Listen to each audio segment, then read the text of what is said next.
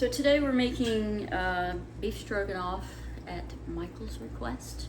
So I pulled this out of the freezer, and this is what we're going to use today. It is beef round chunks. Sometimes it says stew meat. It could say a lot of different things, but it's usually already cut up.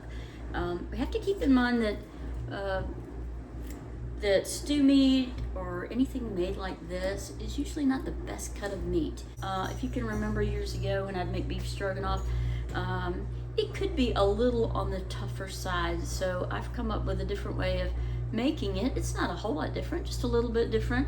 Instead of cooking it for a very short time, I'm gonna put this in the crock pot, a slow cooker, and put it with a little bit of beef broth that I've already got.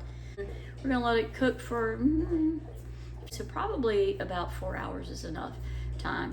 And you cook it slow and low, and tenderize it just a little bit. And this is the way we're going to tenderize this meat. There are other ways of tenderizing meat.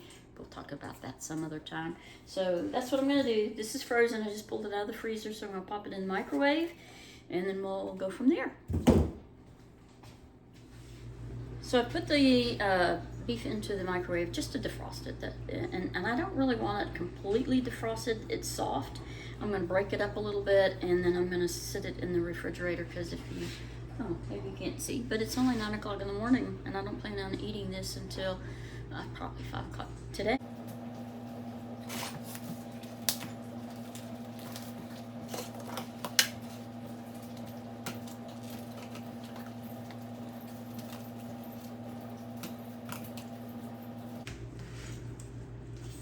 Some of these pieces are a little on the bigger side. I want them bite size.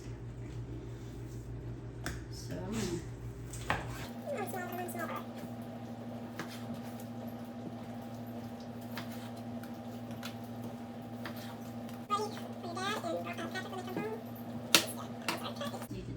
Alright. And then I'm just gonna put this in the fridge. I think I might go ahead and salt and pepper it a little bit. Just a little bit of salt on it.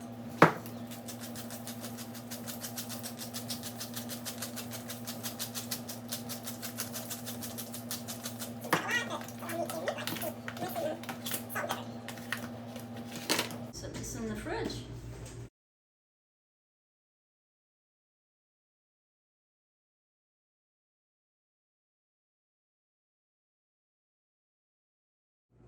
Took the bag of beef broth and just kind of smashed it up. And I'm going to put it in here and stick it in the fridge, and it will defrost by the time we're ready for it. So we're going to continue with our beef stroganoff. I've got some beef broth that I made earlier. I stuck it in the microwave because I want it nice and warm, because there's since I'm putting a cold liquid into a hot pan, it just cools the pan off. So I'm going to put this in here. It's already hot. It'll help keep the pan or the crock pot already nice and warm. I got this. I've got it on a little bit higher than I normally would cook, because I want to cook this, run this meat pretty fast. Hey guys, you really want to. Don't go outside. All right, so we got a little bit of oil in here. I'm just going to play with you. Okay, you can do that. A little bit of flour on this first.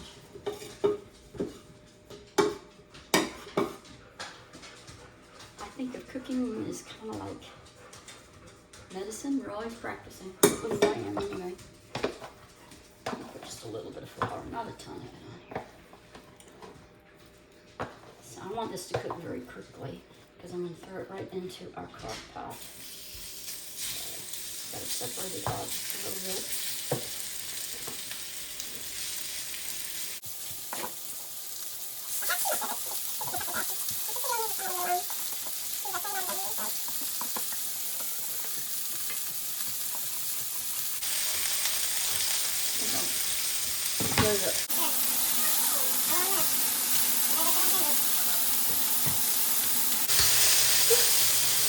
Turn that down.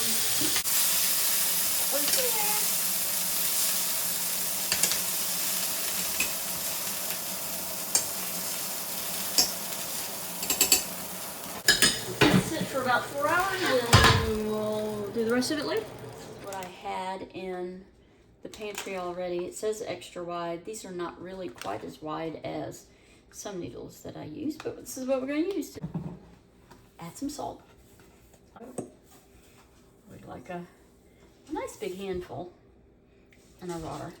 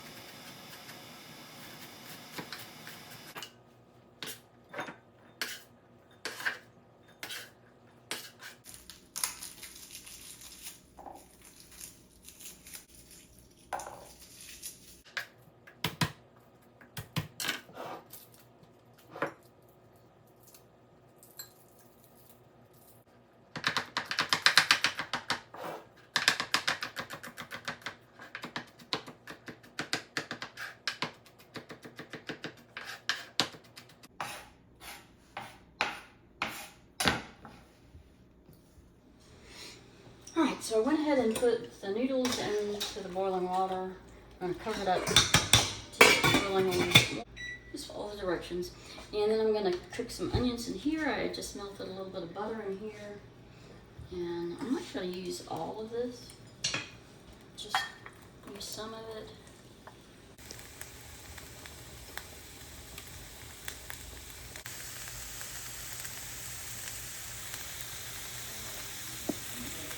I'm going to put some flour in a little bit of broth here and shake it up. That'll be a little bit of our thickener. This is our garlic that we put in there. Don't want our garlic to burn, just want it to cook just a little bit. I'm going to put these mushrooms in. I just bought the already cut up mushrooms. Saved me a little bit of work.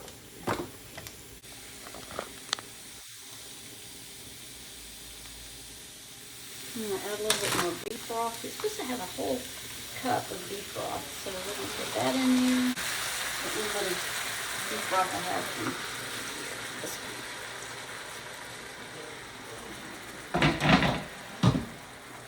I have my heat here, so we're going to get this going.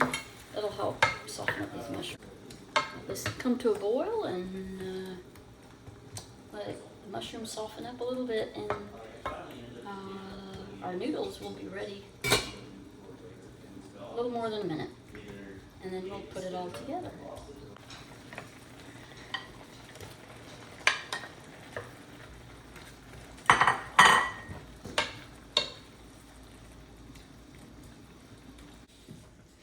All right, so last thing we're gonna do is add ketchup. I know that sounds a little bizarre, but the recipe I got was from a friend, and 2 tablespoons of ketchup, and I'm guessing it's about 1. Ooh. All right, ketchup. We're gonna let this cook in here a little bit.